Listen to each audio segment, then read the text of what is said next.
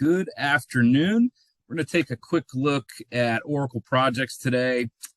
Just a quick taste on what we're going to show in our webinar coming up. So once we get into the Oracle applications, the first thing we're going to see is our infolets here, right?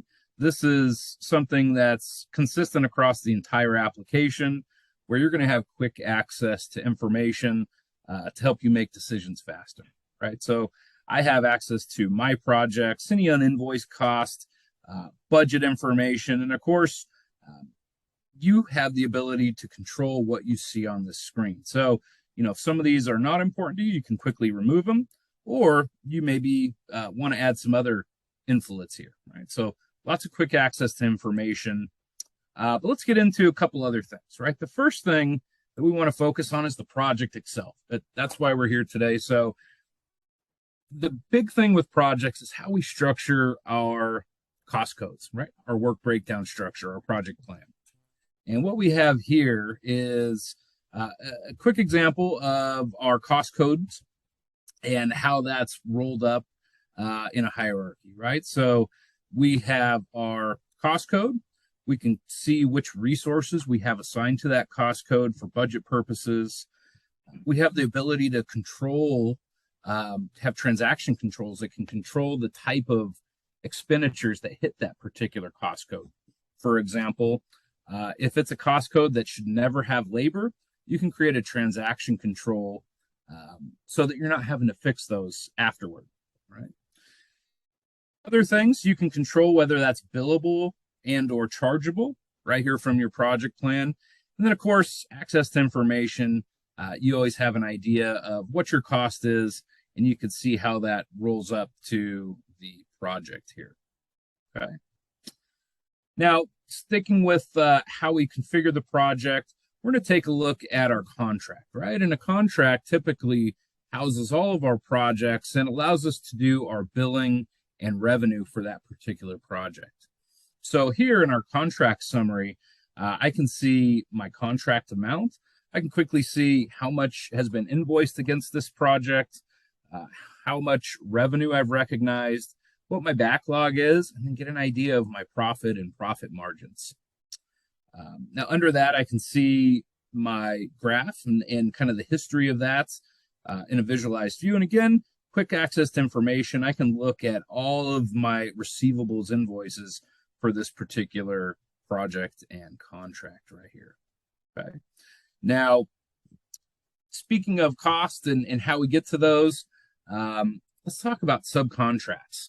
And one of the things that Oracle's introduced is the ability to do retention within your subcontracts, right? So when you create your subcontract, you can enter your line information, and then you specify your retention amount. Now, everybody does retention a little bit differently, so you have the ability to do this as a percentage or maybe just an amount. So a few different ways that we can handle retention there. Now, as you set up these subcontracts, you withhold that retention. As you start to get payables invoices, it's going to go back, look at that retention percentage, automatically withhold that amount from the AP invoice. So all of that retainage gets managed for you. Okay. Now, as you start to incur those costs, we need to manage them in the projects. So let's jump over to project costing. And the first thing you're going to see here is an expenditure that I have pulled up. And you're going to have all of the detail from this particular expenditure right here, okay?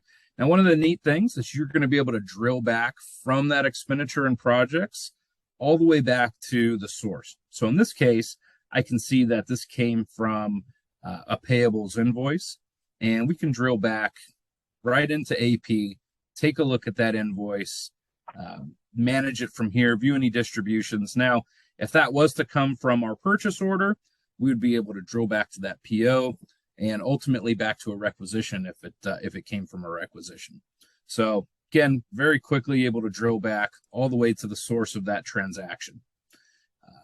Now, a few other things that you can do from the expenditures in projects. Now, not everything is perfect, so sometimes you're going to need to be able to manage those, right? And maybe that's transferring from one project to another, or maybe it's just transferring this cost from one task to another task, right? You could easily do that here.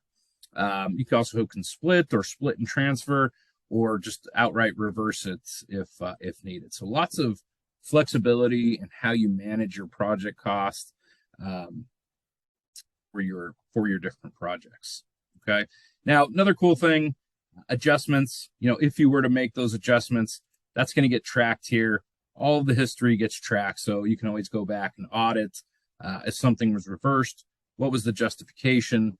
Who did it? All of those things. Okay. Now let's move into reporting. Now, some of the reports that we get asked for quite a bit are a cost code summary, right? Hey, I need a quick look at all of my cost for a particular project rolled up by cost code, right? So here you can see we have all of our different cost codes, what our original estimate was. That's coming from our baseline budget. Any changes that we may have had to that cost, what the kind of total estimate is currently, and what we have to date versus what's remaining, right? So really quick access to information for a particular project here. Now, one of the big ones is the ability to do an AIA invoice right out of the system, okay? So this is pulling from all these data points that we've kind of looked at and generating an AIA invoice that's by cost code for and showing your original scheduled value, right? Any budget revisions and change orders that may have happened, what you're billing for this particular period, any materials stored, all of that information that's important on an AIA invoice.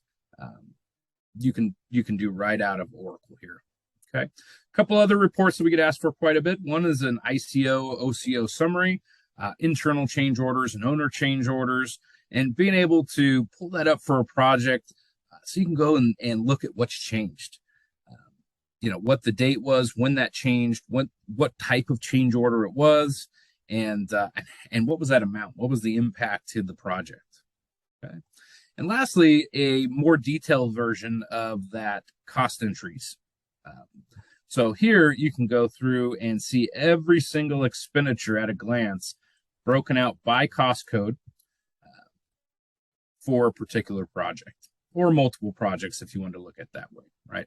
So again, lots of access to information. We're going to be diving into more of this in our webinar. We're going to take a deeper look at all of these areas, so we hope you're able to join us. Thank you.